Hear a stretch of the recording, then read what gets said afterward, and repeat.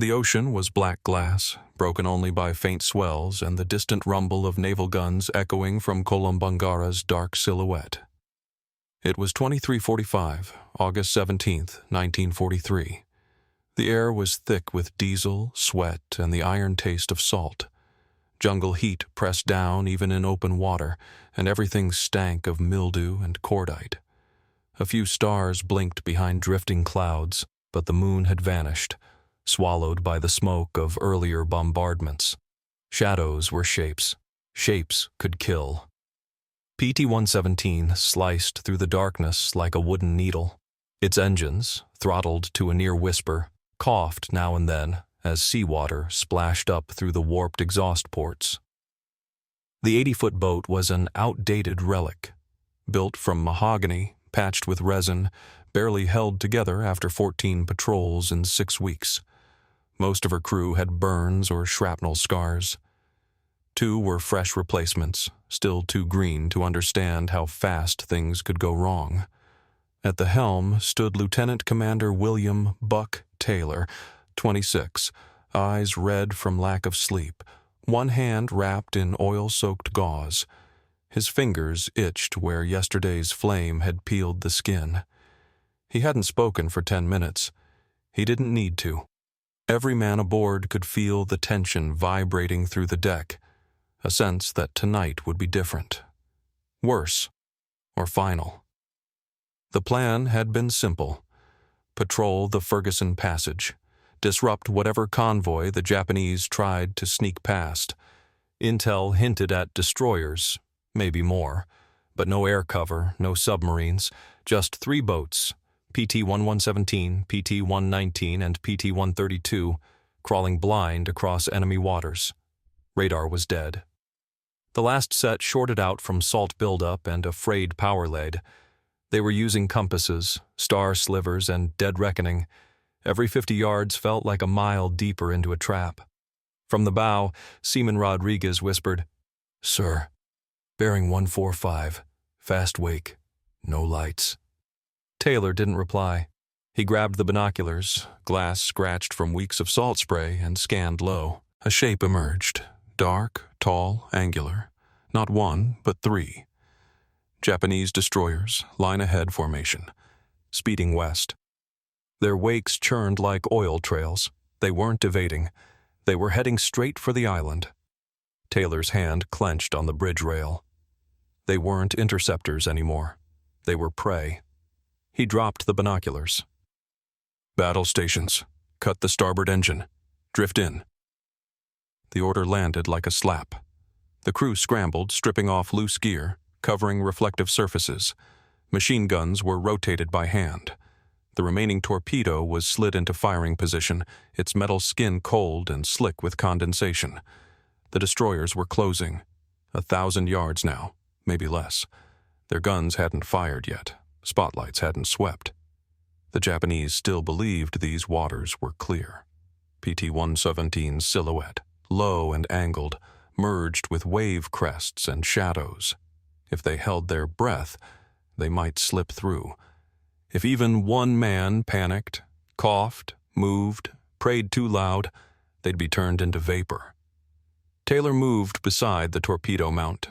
The locking mechanism had jammed yesterday. He tested it once more. Still stiff. He adjusted the angle manually, breath shallow. Behind him, Ensign Miller watched the Japanese ships glide into kill range, eyes wide and face drained of color. The wind shifted.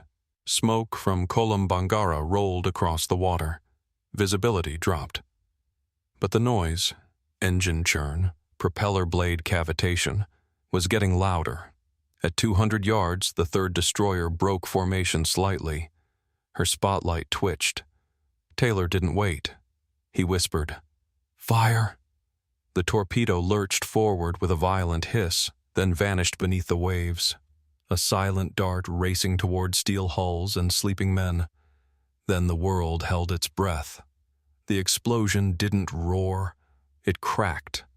A flat, chest-punching blast that tore the surface apart in a blinding flash of orange and searing white. Water lifted in sheets, and The shockwave slapped PT-117 broadside, rattling every beam and sending the crew to their knees. No one spoke. No one cheered. They waited for the counterstrike, for the full weight of Japanese firepower to tear them open like a matchbox. But it didn't come. Through the rising mist, they saw it. A towering column of flame erupting from the midsection of the lead destroyer. Her hull twisted, steel buckled. A second eruption shattered her bow. The sound that followed was the metallic screech of a dying warship. Engines still roaring, searchlights flickering wildly, sailors screaming in languages drowned by fire. She veered starboard, collided with the second ship just behind her, sending sparks and smoke skyward as steel kissed steel. Taylor didn't hesitate. "Hard port! Get us out!" The boat groaned as the engines sputtered back to life, coughing smoke and heat. Rodriguez fired short bursts from the 50s to deter any spotlights. Miller ducked behind the turret, reloading by touch. They weren't attacking now. They were running. Fast, low, trailing black smoke across a sea gone blind. But the third destroyer wasn't burning. She turned sharply, regained her formation, and trained all three searchlights in unison. PT-1117 was caught mid-turn. The beams hit them like knives, blinding white, searing down the deck. Every man froze as the night turned white-hot. Then the shells came. Not small arms, not machine guns. Full-sized naval rounds fired from triple-barreled turrets, screaming over the water and punching holes through empty air. One splashed just 20 feet to port. The plume soaked the gunner. Another exploded near their wake, drenching the engine deck in burning spray. Shards of metal cut into the cabin roof. Splinters and blood flew across the helm. Taylor dropped beside the wheel, pulling Miller down with him. "Smoke! Now!" Ensign Parker yanked the release. A thick cloud of chemical fog burst from the rear canister, swallowing their wake. The engine stuttered again. They had maybe 30 seconds to vanish. The sea lit up behind them like a forge. The two crippled destroyers continued to burn, one beginning to list, the other reversing blindly into shallows. Radio silence held. Taylor refused to transmit. He didn't want to give their position, or admit what they had just done. PT-1117 zigzagged into the dark, taking cover behind a jagged reef Taylor had memorized weeks ago. The boat scraped coral as it slipped into the narrow passage, the wood hull groaning with each wave. They cut the engine once more. Silence returned, broken only by the hiss of steam and distant Japanese shouting over loudspeakers. Miller's hands shook as he wiped blood off his sleeve.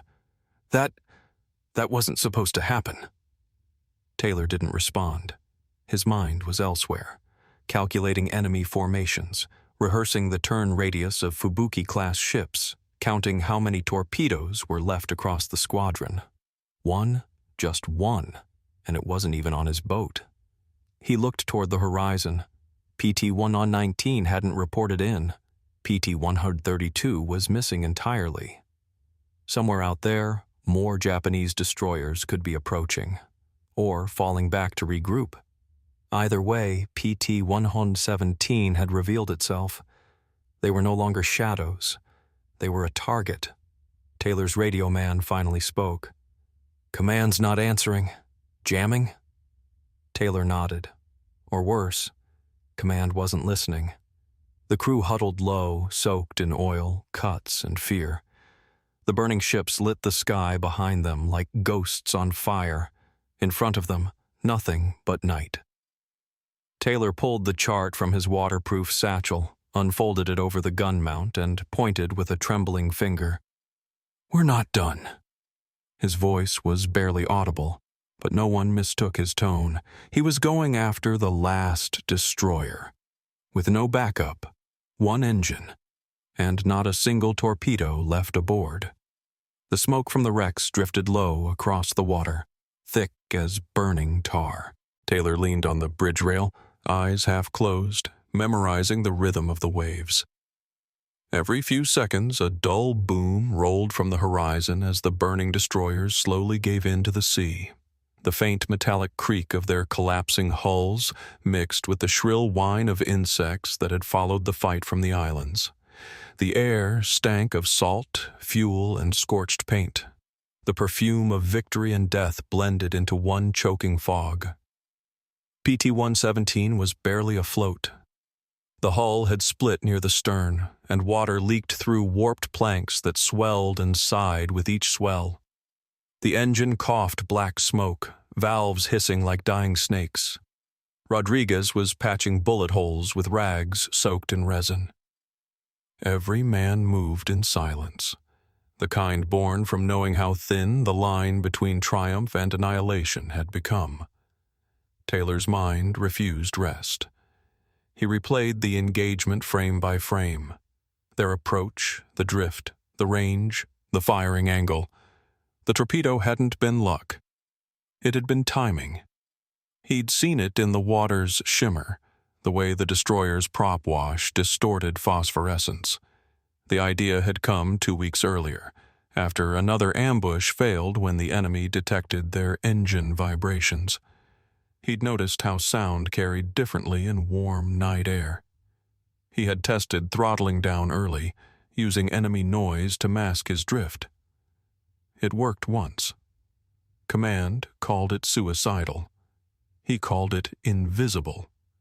The method broke every regulation. Without engine thrust, the boat was helpless. No retreat, no course correction, no noise cover if discovered. But with the right approach, correct wind, calm surface, steady current, it made the PT boat vanish. It could slide forward with nothing but inertia, silent as a log.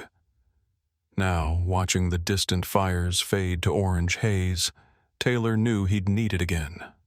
The last destroyer was still hunting. He could sense it, like a predator circling unseen. He gathered the crew. Their faces were gray with exhaustion, skin streaked with soot. "We've got one torpedo left," he said flatly. PT-119's crippled. They'll never expect another attack tonight. Nobody moved. Then Rodriguez nodded, slow but firm. That single gesture carried them all. They scavenged what they could. Fuel lines were cleared, torpedo rails greased with oil scraped from the bilge. The compass was cracked, so Taylor ordered navigation by the stars, though most were still hidden behind drifting smoke. The radio man stripped the signal wire to use as a trigger circuit. One last chance at control. They turned back toward the noise, the low mechanical hum of a destroyer's turbines echoing faintly over the swells. PT-117's lights were blacked out, every reflective surface covered in soot and cloth. Even the men's dog tags were wrapped in tape to keep them silent. The boat became a shape of darkness within darkness, slipping across a sea lit only by dying fires. Taylor throttled down until the propellers spun in near silence. The boat began to drift. Each man breathed shallowly, afraid the air itself might betray them. The waves were glassy, the color of melted lead. Somewhere ahead, a searchlight flicked once, then vanished. Taylor adjusted the torpedo angle by hand, the metal cold under his fingers. His burned palm ached, but he didn't stop. Every instinct screamed that they were too close, yet not close enough. He whispered a single order, "Hold steady." The wind died completely. The ocean froze. Then, through the blackness, came the faint throb of screws. Close, heavy, certain. The Japanese destroyer was turning back, sweeping for survivors. Her engines drummed like a heartbeat through the hull of the drifting PT boat. Taylor waited until he could see the faint ripple of her bow wake slicing phosphorescent water. He aimed into the glow. The destroyer loomed like a mountain of metal against the black horizon. Its bulk blocked the faint glow of distant fires, turning the sea beneath it into a pit of ink. Taylor's breath slowed. Every sound felt magnified. The creak of the torpedo mount, the slap of small waves against the hull, the muffled clink of a wrench in someone's pocket. The crew froze in unnatural stillness. Only the faint hum of the Japanese ship's turbines filled the night, pulsing through the water like a living thing. PT-117 had drifted to within 400 yards. Suicide range. One wrong motion, one glint of light, and they'd be vapor. Taylor's burned hand gripped the release lever. Sweat ran into his eyes, but he dared not blink. The destroyer's bow lights flashed on for a second, sweeping the wreckage nearby, then went dark again. It was hunting by sound, not sight. The trap was perfect. "Now," Taylor whispered. The final torpedo slid from its cradle and slipped beneath the surface with a faint hiss, leaving only ripples that caught starlight. The boat rocked gently, wood flexing under the recoil. Taylor watched the seconds pass in his head. 3, 6, 9. The water ahead exploded in white fire. A column of flame ripped open the night sky, shattering the stillness into chaos. The destroyer's midsection lifted clear of the sea before slamming back down. Debris rained in a long arc, fragments sizzling as they struck the surface. A deep metallic groan followed, the sound of a wounded giant folding in on itself. Flames rolled down her decks, reflecting off the water like molten glass. Men shouted in Japanese, some running toward the rail, others jumping into the inferno. The ship's guns never fired. They were gone before the first shell could be loaded. Taylor's crew stared, stunned into silence. They had seen ships burn before, but never from so close, never so suddenly. For a heartbeat, the explosion's light illuminated their faces. Exhaustion, disbelief, fear. Then darkness swallowed them again. The sea was alive with floating embers and wreckage drifting toward their hull. "Engines," Taylor ordered quietly. The mechanic hesitated, listening. The air pressure from the blast had blown out one spark plug, and the exhaust pipe leaked fire. Rodriguez poured seawater over it, steam hissing around his boots. The smell of salt and burnt oil filled the deck. The starter coughed, sputtered, then caught. The boat shuddered forward, limping through a slick of burning fuel. Behind them, the destroyer began to roll. Her bow lifted one last time, glowing red as ammunition cooked off below decks. A chain of smaller detonations followed, rhythmic and terrible. Then, with a final moan, she slipped beneath the surface, leaving only a boiling patch of flame and bubbles. Taylor didn't watch her sink. His eyes stayed on the darkness ahead. The radio was still dead. No other PT boats answered his calls. PT-119's frequency was static. PT-132 never replied. Rodriguez climbed to the bridge, face pale under the soot. "That was the last one," he said hoarsely. 3 destroyers. Taylor nodded but didn't speak. His throat was raw from the smoke. He looked down at his hand, still shaking, and saw where splinters had embedded beneath the gauze. The sea wind pressed against his face, cool but heavy with ash. They were alive. Barely. The engines rattled as PT-117 turned toward the open channel, its hull scarred, deck streaked with oil and blood. In the distance, the glow of the burning wrecks merged into a single line of fire stretching across the horizon. A graveyard of steel and men. The Pacific had gone quiet again, but it wasn't peace. It was the kind of silence that waits before something new begins. Daylight cracked over the Solomon Islands with a strange, colorless glow. Smoke still clung to the horizon, drifting low like a curtain hiding what remained of the night's chaos.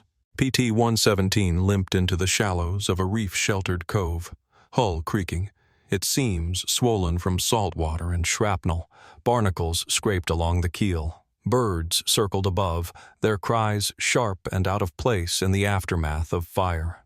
Taylor's crew moved like men walking through fog. No shouting, no panic, just silent repair. Rodriguez's hands were raw from pumping water out of the bilge. Miller lay in the shade, a bandage over his thigh, his mouth too dry to speak. Taylor himself hadn't slept in nearly 30 hours. His uniform was shredded, his skin peeled where flames had kissed his arms. He stared across the channel without blinking, one eye swollen nearly shut from smoke exposure. At 06:15, the radio crackled once, a burst of static, then silence. Taylor leaned in, adjusted the dial by feel, and caught a faint voice from a forward Coast Watcher post. The message was clipped, but unmistakable. Air Recon confirms 2 confirmed destroyers sunk. 3rd vessel presumed lost. Wreckage observed drifting northeast. No U.S. vessels in vicinity. PT losses unconfirmed. They didn't believe it. Naval Command logged the attack as a possible submarine hit. Some suggested mines.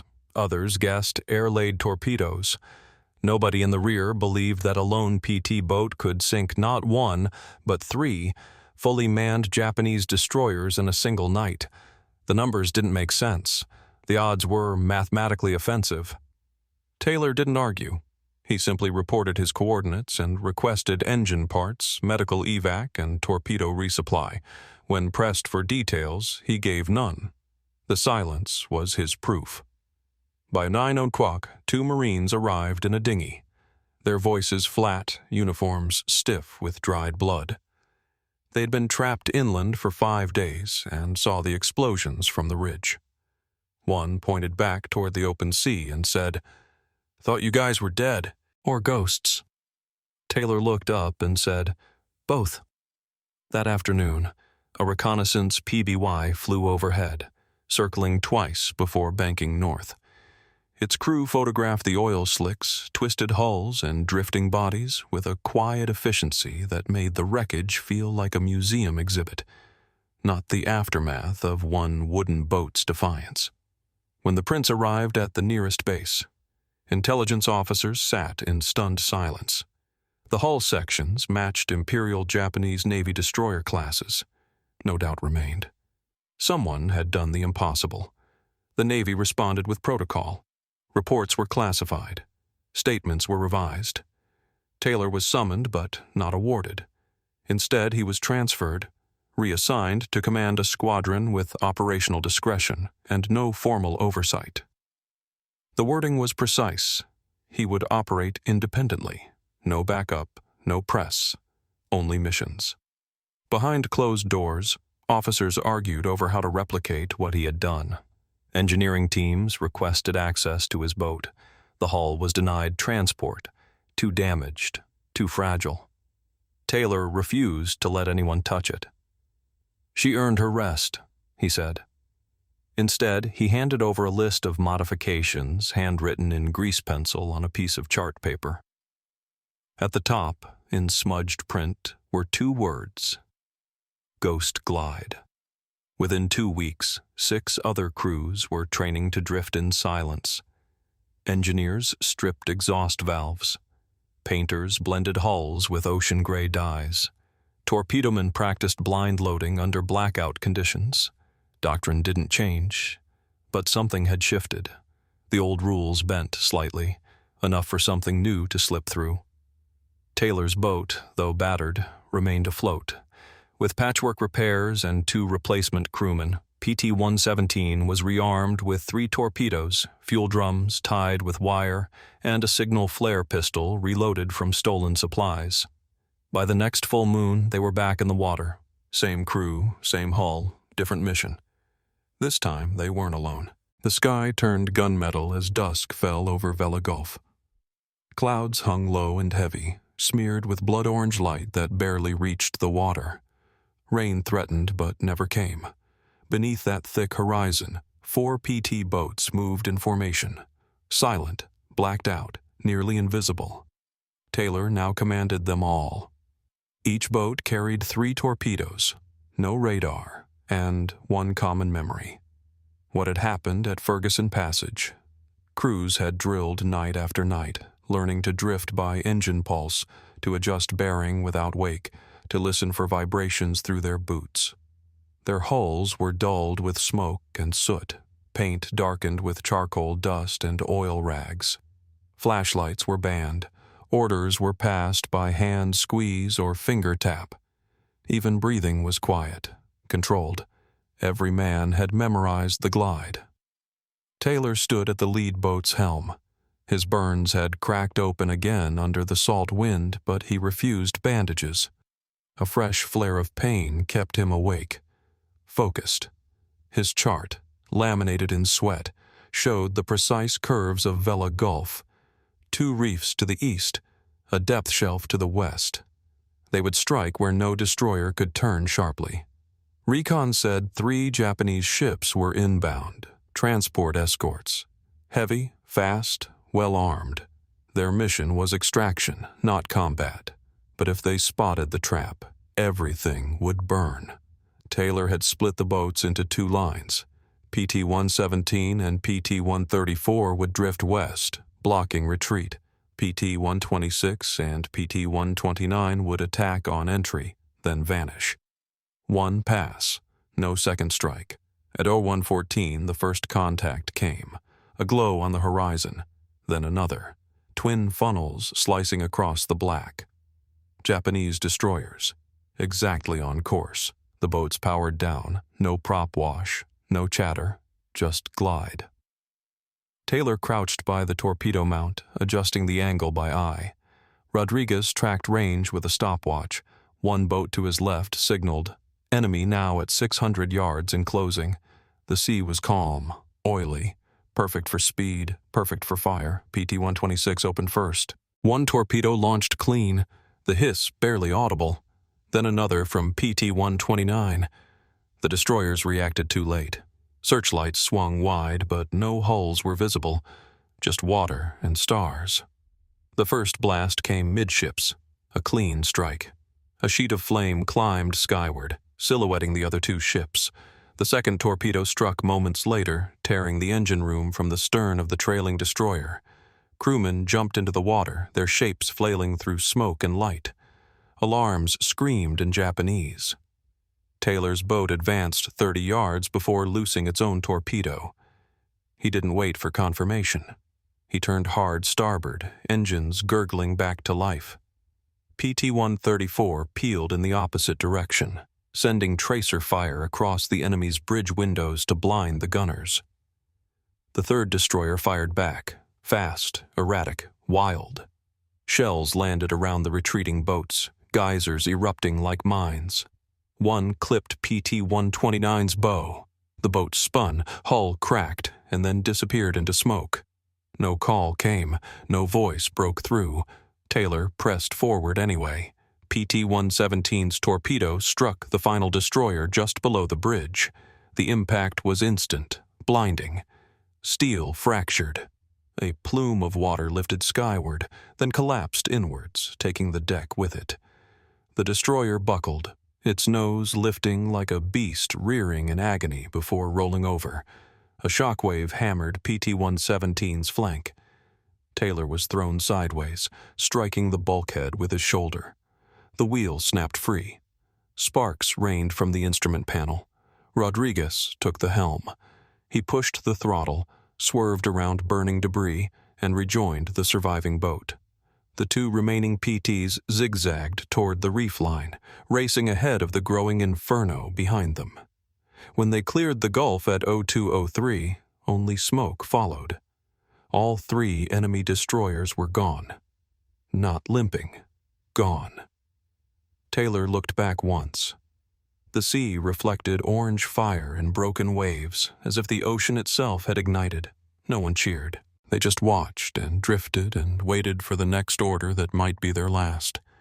By dawn, the smoke had thinned, but the water still gleamed with streaks of oil and burned paint.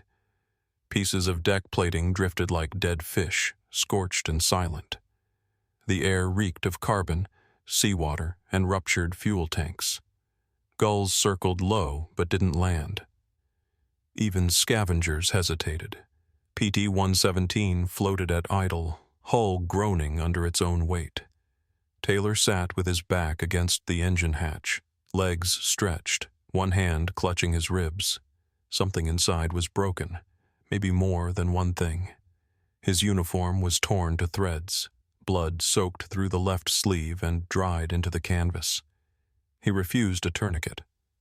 Rodriguez crouched nearby, patching a fuel line with wire stripped from a blown fuse box. He worked fast, but his fingers shook. They hadn't spoken since the last destroyer went under. There wasn't anything left to say. Across the water, PT-134 was listing starboard, half the hull gone below the waterline. Two crewmen waved from the deck, one bandaged at the jaw, the other barefoot. PT-129 had gone down without a call. Just flash, crack, gone. No time to scream, no time to fight. Taylor finally stood. The pain stabbed through his side, but he forced it down. He ordered the flare gun loaded and aimed west.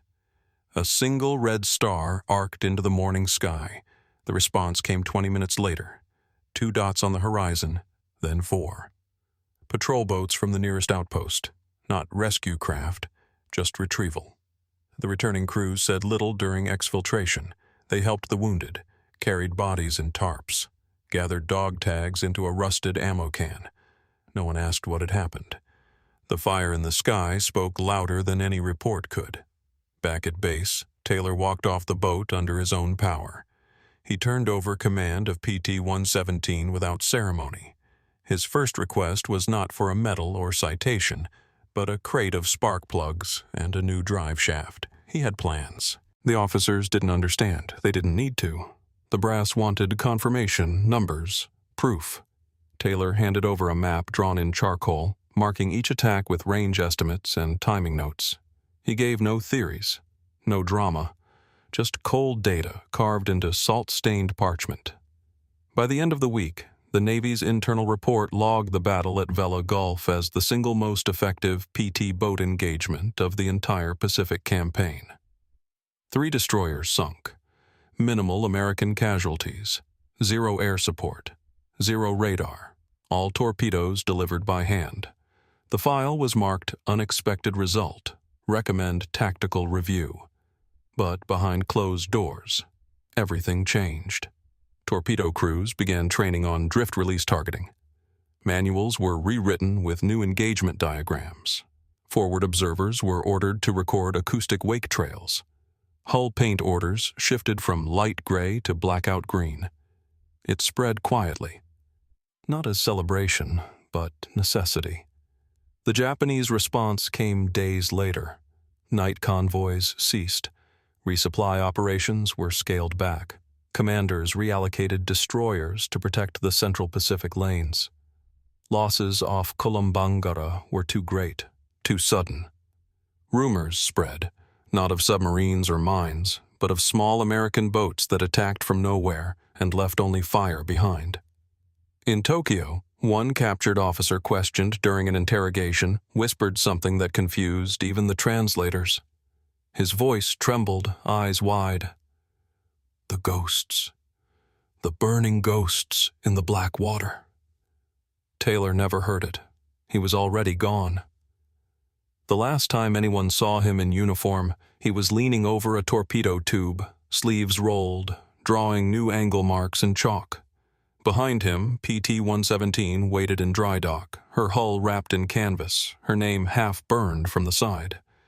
She wouldn't go back into battle, but her legend already had.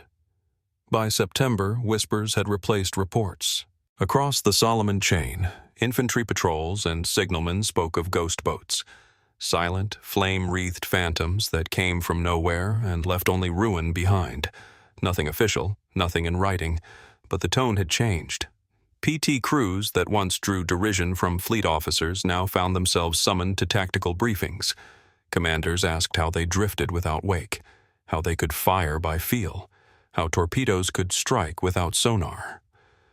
Taylor's notes were copied by hand, not published. Most who received them never met him. His name wasn't listed in communiques. His operations went unmentioned in press briefings. But something shifted at the top. Within 2 months, a new doctrine appeared in the Pacific Fleet's Night Action Manual. A single paragraph, buried in a footnote, described low-noise passive gliding for torpedo ambush. It didn't credit Taylor or name PT-117. It simply acknowledged that under certain conditions, engineless drift could prove effective. Unofficially, the drift method spread faster than orders. Mechanics modified their own valves. Quartermasters issued matte black tarps. Gunners ran silent loading drills between sorties. No ceremony marked the change. It moved through the Navy like smoke. Quiet, impossible to contain. Taylor left the base in October. No orders, no destination. He boarded a supply freighter with only a duffel bag, a folded chart, and a cracked compass tied to his belt with signal wire. His crew dispersed. Some reassigned, some discharged. Others simply faded out. PT-117 remained in dry dock, her hull never fully repaired. No one dared scrap her. Engineers inspected the boat weekly, measuring damage, sketching burn patterns, cataloging the deep gouge left where the third destroyer's blast had thrown a steel plate through her deck. She never sailed again. But at Nimitz's forward command post, a set of classified after-action diagrams arrived in a sealed canvas roll. The sketches showed vessel positions at Vela Gulf, estimated drift paths, and hand-drawn arcs for torpedo splash zones. The handwriting was Taylor's. No return address, no name. The Admiral didn't comment. But 3 days later, orders were issued to reassign 5 PT squadrons to night interdiction across the Bismarck archipelago. Each was supplied with additional torpedoes and modified mufflers. No radar, no flares, only blackout paint, patched hulls, and silence. In Japan, analysts remained puzzled. Naval intelligence had expected submarine wolf packs, not plywood skiffs that vanished in moonlight. Debriefs from captured soldiers repeated strange phrases: burning wind, floating ghosts, invisible guns. One officer swore he saw a single boat with no flag launch 3 torpedoes at once. He remembered a flash of teeth from a shadowed figure before his destroyer split in half. Command dismissed his account. But they doubled convoy escorts in the slot. In the Philippines, a junior officer, newly assigned to a PT flotilla, was handed a tattered field manual with 1-page dog-eared. It described an unapproved maneuver, engine-off drift approach under star navigation. The officer asked who invented it. The answer came in a mutter from the chief engineer. He didn't invent it. He survived it. No ceremony marked the spread of Taylor's tactic. It wasn't a doctrine. It was a whisper, passed between men who didn't care about credit, only survival. By the end of 1944, 7 Japanese destroyers had fallen to drift launch ambushes across the Pacific. The strategy never made headlines. The boats weren't in recruiting posters. The stories were told around burn barrels and in bunkhouses, shared with quiet awe and few details. One phrase always came last. Never loud, never direct. They did what Taylor did. And then, silence. In the final months of the war, Taylor's name slipped quietly from rosters, filed reports, and typed dispatches. No citation, no photo. No mention in newsletters sent to families back home. His absence wasn't suspicious. It was ordinary. The war moved forward, fast and wide, and men like him were absorbed by its speed. PT-117, stripped of her armament, sat beneath canvas in a rear dockyard on Tulagi. Her deck warped with heat cracks. Her bow sagged from the damage never repaired. Engineers called her a relic. Sailors walked past without looking, but at night, when the lights cut out and the wind changed, some claimed they heard creaks from her hull, like footsteps or orders whispered too low to hear. One mechanic, assigned to scrap her, refused, said the bulkhead felt warm, said the boards shifted when no one touched them. They gave him another job. PT-117 stayed, untouched. Far from the islands, a man who resembled Taylor rented a room in Puget Sound. No decorations, no family. He paid in cash. The landlord recalled only one thing. The tenant walked the pier each morning before sunrise, always glancing west over the bay. He never wore uniform again. At a local machine shop, he fixed pumps and diesel parts. He kept to himself. A scar across his hand made it hard to grip a wrench, but he never asked for help. Sometimes, while oiling crankshafts, he stared into the shadows beneath the shop lights, lips moving slightly. No one dared ask what he was remembering. In 1952, a Navy historian visited Tulagi, documenting remaining hulls for a post-war archive. He photographed PT-117 from 5 angles. One image caught the stenciled numbers, faded, burned, nearly erased. The report noted her unknown combat history. No official logbook, no after-action paperwork found. At a bar in Okinawa that same year, a Japanese veteran spotted the photo in an English magazine. His hands shook. He told the translator he had seen that boat in 1943, moments before his destroyer was torn open. His face went pale as he whispered the phrase again. Black water, ghost. No one printed it. The strategy Taylor had shaped now lived in shadows. It was no longer called drift glide. It was just the silent approach. Something passed quietly through training units, reworded in every edition. The new manuals offered no origin, no credit, only diagrams. In the Naval War College archives, one memo from 1944 remained sealed for decades. When declassified, it included a line that stood out from the technical language. A commander described the drift tactic as not taught, but inherited. A war move born not in doctrine, but desperation, perfected by someone who knew what the sea required. Years later, on the dock outside that Puget Sound machine shop, a boy found a piece of wood nailed to the piling. Weathered, darkened, cracked, barely legible. One name, carved faintly in burned lettering. 117. No initials, no dedication, just a number. The boy asked his father what it meant. The man shrugged. Probably a boat, one that never came back. But some nights, when the tide rolled in quiet and thick, the dock creaked strangely. And out there, just past the reach of shore lights, a small, low shape seemed to drift, never anchored, never sinking, moving without sound, cutting through memory. And then it was gone.